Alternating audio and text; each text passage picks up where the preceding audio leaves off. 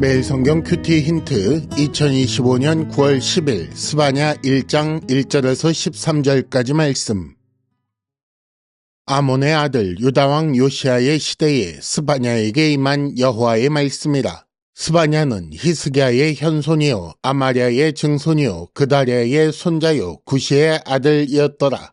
여호와께서 이르시되 내가 땅 위에서 모든 것을 진멸하리라.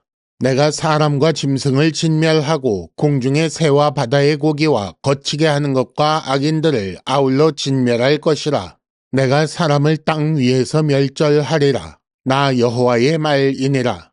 내가 유다와 예루살렘의 모든 주민들 위에 손을 펴서 남아있는 바알을 그곳에서 멸절하며 그마림이란 이름과 및 그 제사장들을 아울러 멸절하며 또 지붕에서 하늘의 뭇별에게 경배하는 자들과 경배하며 여호와께 맹세하면서 말감을 가리켜 맹세하는 자들과 여호와를 배반하고 따르지 아니한 자들과 여호와를 찾지도 아니하며 구하지도 아니한 자들을 멸절하리라. 주 여호와 앞에서 잠잠할지어다. 이는 여호와의 날이 가까웠으므로 여호와께서 희생을 준비하고 그가 청할 자들을 구별하셨음이니라. 여호와의 희생의 날에 내가 방백들과 왕자들과 이방인의 옷을 입은 자들을 벌할 것이며 그날에 문턱을 뛰어넘어서 포악과 거짓을 자기 주인의 집에 채운 자들을 내가 벌하리라. 나 여호와가 말하노라. 그날에 어문에서는 부르짖는 소리가 제2구역에서는 울음소리가 작은 산들에서는 무너지는 소리가 일어나리라.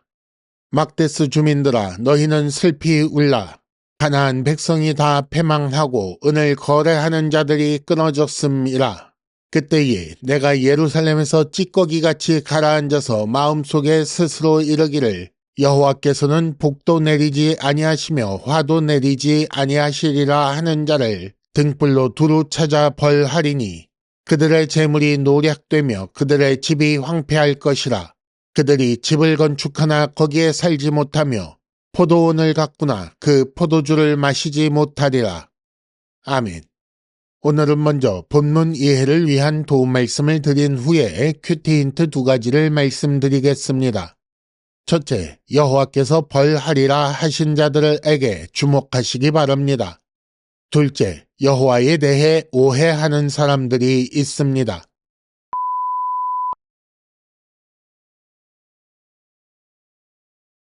먼저 본문 이해를 위한 도움 말씀을 드립니다. 우리는 먼저 스바냐 선지자의 시대에 관해 알아볼 필요가 있습니다. 1절에 보면 유다왕 요시아의 시대라고 되어 있습니다. 요시아 이전에는 어떤 왕이 있었습니까? 우리가 잘 아는 히스기야 다음에 므낫세가 왕이 되었고 므낫세의 아들 아몬이 잠시 왕위에 있다가 아몬의 아들 요시아가 왕이 되었습니다. 히스기야 사후 50년 이상 거의 60년 가까이 우상 숭배가 만연한 나라에 8살짜리 어린 왕이 등극하게 된 것입니다. 열왕기 하 22장에 보면 요시아 왕 18년에 성전에서 율법책을 발견한 후에 종교개혁이 시도됩니다. 하지만 히스기야의 아들 므낫세의 악행으로 인해 유다 멸망은 돌이킬 수 없는 상황이 되어 있지요. 따라서 선지자의 메시지는 한편으로 유다의 우상 숭배와 악행에 대한 비판이 나오고 다른 한편으로 하나님의 심판 이후 회복에 대한 축복 말씀으로 구성됩니다. 이어서 본문에 나오는 몇 가지 표현에 대해 설명드리겠습니다. 4절에 남아있는 바알이라는 말은 직역하면 바알의 남은 것, 즉 바알의 잔재라고 할 수 있습니다. 그러니까 바알 숭배와 관련된 사람, 장소, 행위 이렇게 바알과 관련된 남아있는 모든 것을 말하는 거지요. 5절에 나오는 말감이라는 말은 우리가 자음만 두고 생각하면 훨씬 파악하기 쉽습니다. 말감이라는 말은 왕이라는 단어 뒤에 그들의에 해당하는 어미가 결합하여 그들의 왕이라는 뜻을 가지고 있습니다. 그런데 그 자음을 보면 이방신 밀곰과 같습니다. 그래서 유다 백성들이 섬기는 이방신 밀곰이 그들의 왕이 되어 있다고 조롱하는 의미가 담겨 있습니다. 8절에 나오는 이방인의 옷을 입은 자들이라는 말은 이방인의 옷을 입었으니까 하나님 백성이 아닌 자, 우상 숭배자의 옷을 입었다라는 뜻을 가집니다.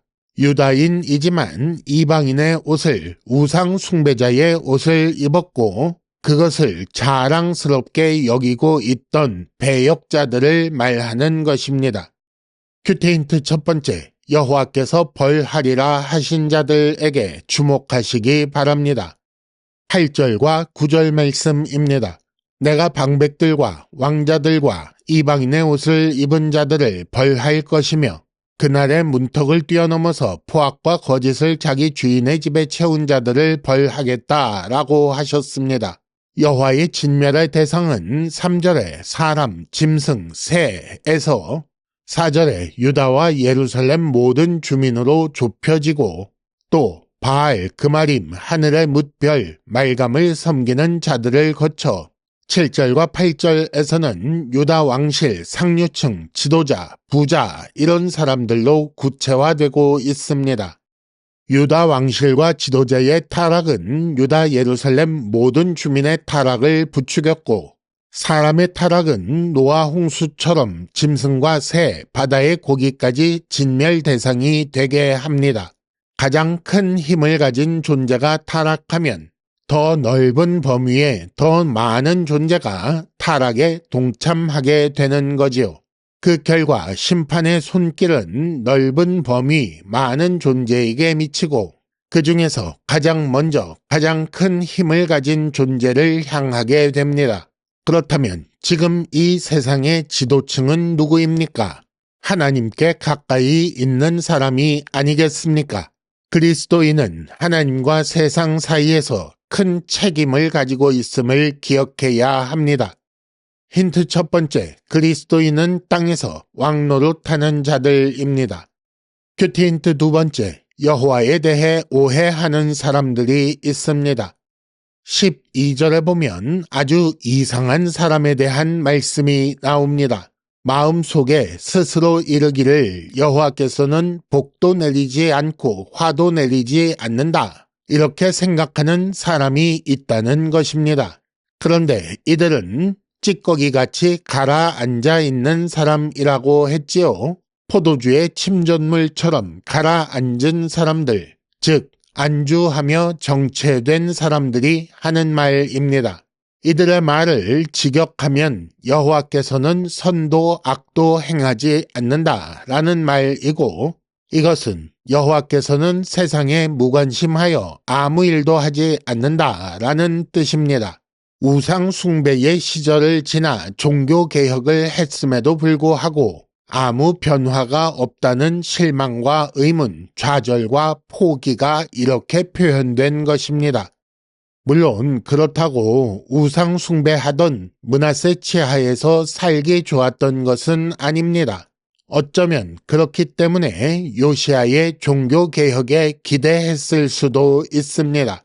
하지만 종교개혁에도 불구하고 현실적인 변화가 없자 여호와를 섬기는 것이 무슨 의미가 있나 라고 이렇게 말한 것입니다.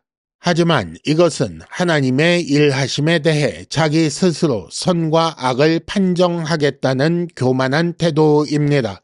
하나님의 뜻도 계획도 모르는 자가 알려고 하지도 않는 자가 잘못된 판단을 하고 있는 거지요. 우리 현실과 그 가운데 하나님께서 하시는 일을 바르게 알아야 합니다. 특히 하나님의 선과 의를 전제하고 하나님을 겸손히 배워야 하나님을 알 수 있습니다. 힌트 두 번째, 하나님은 모든 것을 사용하여 선을 이루십니다. 이상으로 2025년 9월 10일 매일 성경 큐티 힌트를 마칩니다. 여러분 큐티를 통해 은혜 많이 받으시기를 바랍니다.